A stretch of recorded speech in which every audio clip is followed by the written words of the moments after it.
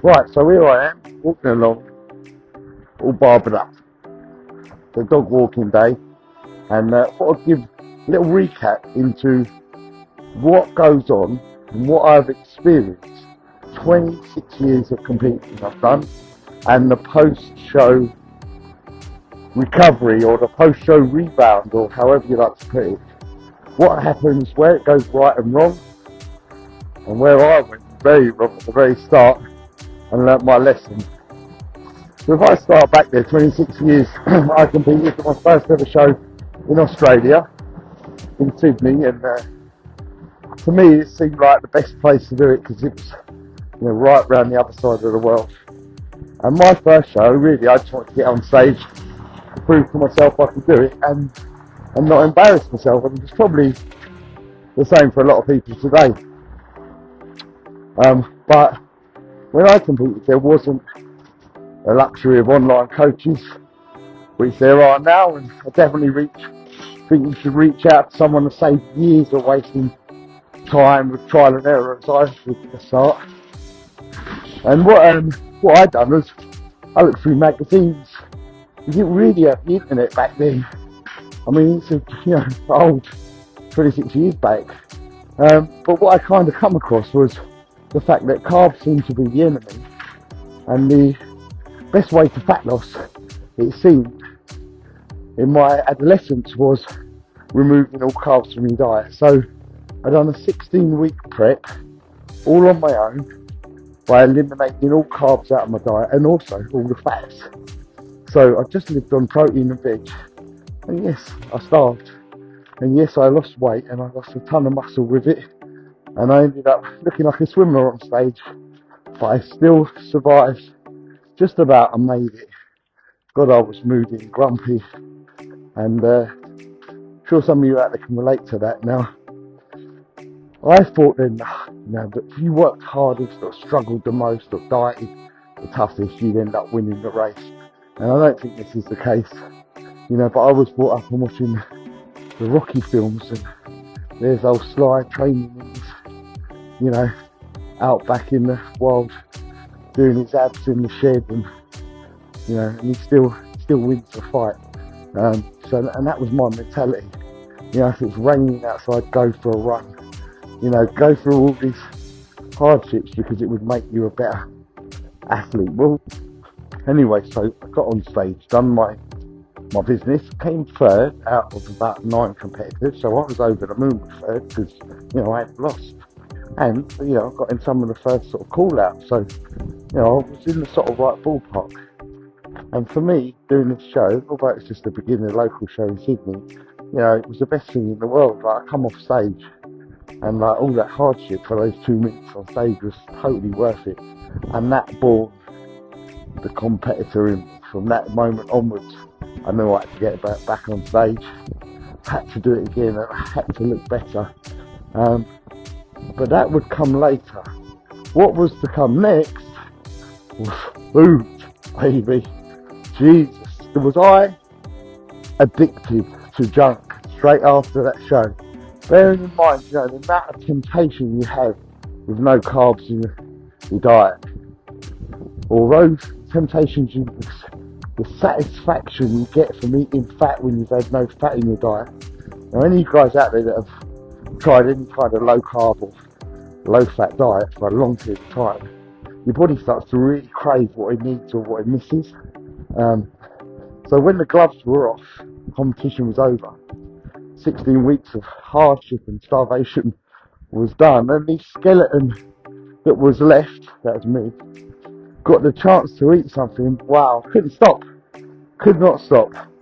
And basically I went from the show straight to Pizza Hut, deep dish obviously, so it was just about the fatty carbohydrates. And I had 16 slices of deep dish, which is a hell of a lot of pizza. I had to actually stop 2 occasions throughout to go to the bathroom because I was so full up, literally. And then I could sit down and carry on. And that feast in Pizza Hut probably went on for about 2 hours long. I took my time. I made sure I ate till I was about to burst. And then when I was about to burst, they got an ice cream factory there. So it's 3 or 4 plates of ice cream with all the stinkers, obviously. And at that point there, I was just rolling around on the sofa. Had to lie down in the restaurant. So still not learnt my lesson, and I'm walking home, or shall I say rolling back to the apartment, and obviously past a couple of sweet shops, corner shops, in there, as you do. Cravings are still there, even though you're that full up. And I bought some chocolate. Now, I remember lying down when I got in the apartment, sick, really ill, so full up, but I could still cube little bits of chocolate into my mouth if I was lying down on my side in the recovery position. And then that's where I woke up. So basically passed out from the sugar load and woke up about 2 hours later covered in chocolate, and so was the sofa. Anyway, that palaver, I just couldn't stop myself, and that went on for several days of that amount of food. I remember waking up in the night thinking, oh my god, I've fallen asleep. I've wasted the opportunity to eat. Honestly, where I deprived myself so hard for so long, food was like crack. I couldn't resist it. And I didn't want to sleep, I just wanted to eat. Certainly didn't want to train. Not with all that amount of food and sugar knocking me out to sleep every 5 minutes. But I was so happy that my guts weren't, obviously.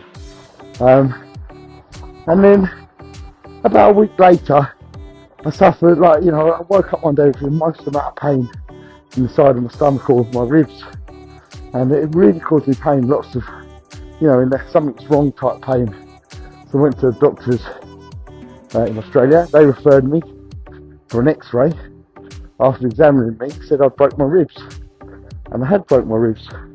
But the break, I was told, was from the inside out. And they were asking me, do I play rugby? Have I been tackled hard from the side or from behind in order to break the ribs so it's pushed outwards? And I was like, no. But look how distended my stomach is. I was non-stop there for about a week. And I can't stop myself. And basically, the amount of bloat in my stomach had caused that reaction. So as embarrassing that was, it finally stopped me eating. And it did take a good few months for that. If anyone's broke their ribs, it takes a few months for that pain to go. Now, from that lesson, I did learn.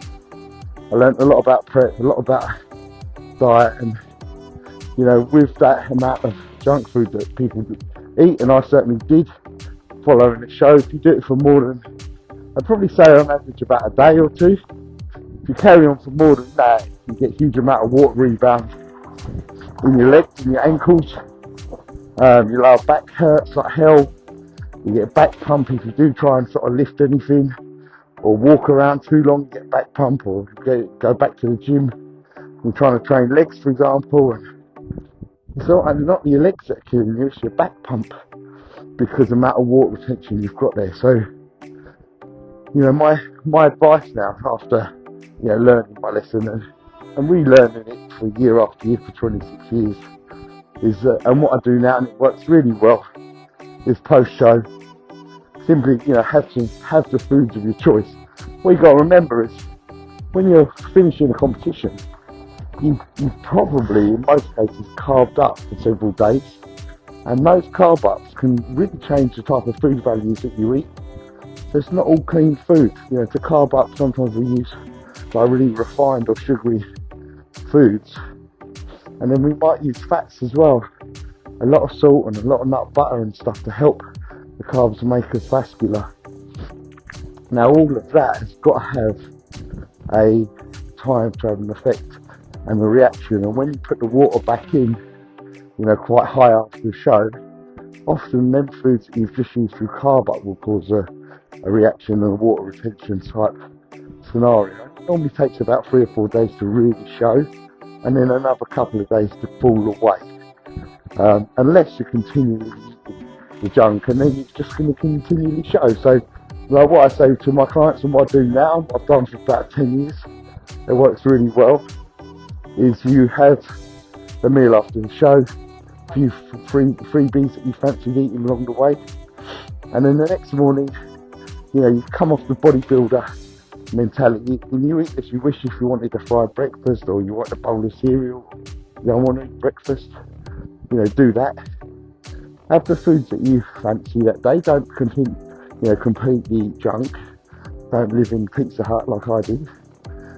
If you fancy your chicken breast but in a bun instead of with rice, do that.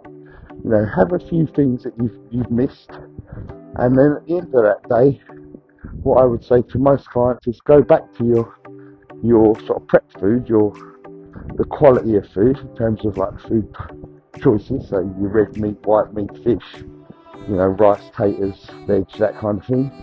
But have a break have a break mentally. So have the week off weighing food. Still choose them food groups and choices. Just have the week off from getting the scales out. If you're about to eat lunch and you're starving and you really fancy having 2 chicken breasts with your rice because you are hungry, then you can have it. It's not like prep where you're having to weigh 150 grams, for example, and you can't have any more even though you'd like to. Have the freedom of the volume of the food that you fancy, but use the same food groups. And if you don't want to eat too much at one meal or don't want a meal, you can skip it. But stick to them clean foods. And then in the evening, have one meal per night to work towards after a show that you really enjoy, or really want, or really are craving, or don't. So, like if you really fancy the, let's say for example, like a cheese and ham toasty for in the evening, and you're supposed to have your fish and, veg that's on your diet. You've kept clean all day, that's the goal. Eating 4, 5, 6 meals, whatever it is, clean all day. And then that final meal you've saved for the food you fancy. But if you don't fancy, you just want to eat the same clean meal, do that. The rationale there is it gives you the scope to eat healthy through the day, but gives you something to look forward to at night. And most people, that's the time that they want to unwind and relax with something a bit sort of, nice or naughty or whatever. It's in the evening when they finish work. Okay, so once you've adopted that method of eating for that week after the show, what I would always do is sort of weigh in and check your condition the week after the show on the same scales as where you've been weighing leading into the show, so you can see what your difference in weight is. Now obviously you're going to put on some weight after the show, even if you ate super clean, back dieted super strictly, because you're going to have some water that comes back onto your body where you've taken it all out. I'm puffing out of breath here. So have a look at that. If your weight shot up vastly, like over a stone in a week, you're going to look at having to probably rein that back in, and your condition and how you look will probably echo that. And so what I would do at this point, regardless really anyway, is I would go back to a structured sort of off-season plan, looking at the similar clean healthy foods with a little bit more freedom in the food choices than you had in prep. And then I would structure in 2-3 meals a week. So the evening meals are gone and you have 2-3 meals a week, and then judging by how your rebound's been, determine the naughtiness of them 3 meals. If you're cleaning up a little bit, I'd have a look at something like a sheesh, chicken, rice, salad as a free meal.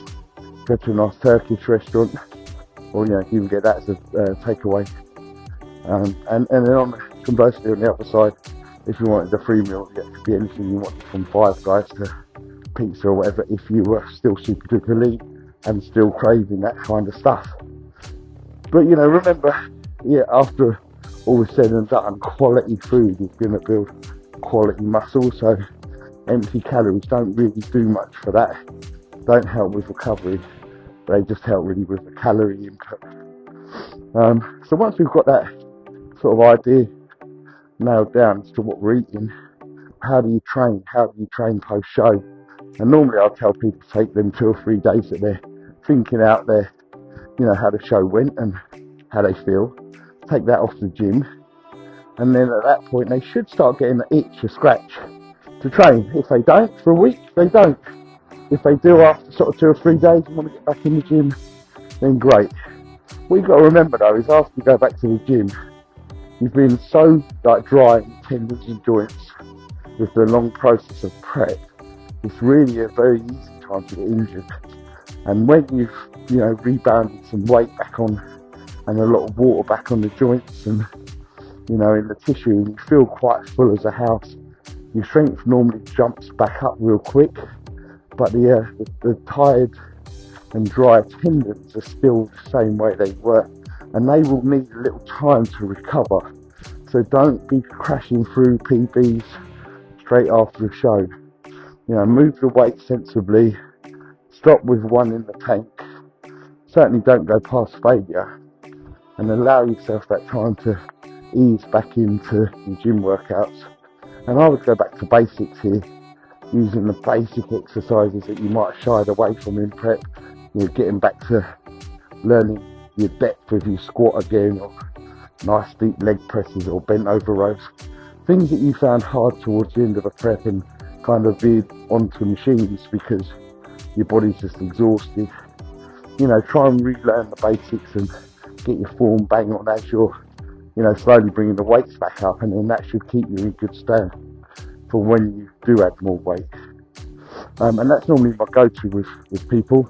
And also, you train every other day. It's perfect at this point. One day in the gym, one day fully rested. And just do that, because that way, even though you feel like you should be good as gold after a show and you're eating food, you're fresh and recovering and sleeping heavy again, you think, I'll be sweet, but it takes a while. Your body feels actually quite exhausted post-show.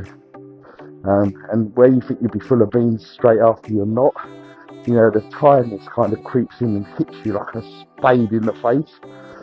It's almost like, although you've been exhausted and doing all this cardio, not sleeping great, eating low calories, having the adrenaline of a competition and the anxiety that's coming with that date has kept everything together. And then when it's over, your body's almost just like it's like a loose sponge, and it's just like a inflated balloon, and all of a sudden everything kind of aches. If you've got any aches and pains, they come out. If you're feeling super tired, you'll notice it. Your body takes longer to recover because your adrenaline state is over. And although it's a great load off your shoulder to a finished competition, it also takes a little while for your body to level back out. So just remember that. And you're not alone. Lots of people feel the same. I know I certainly do.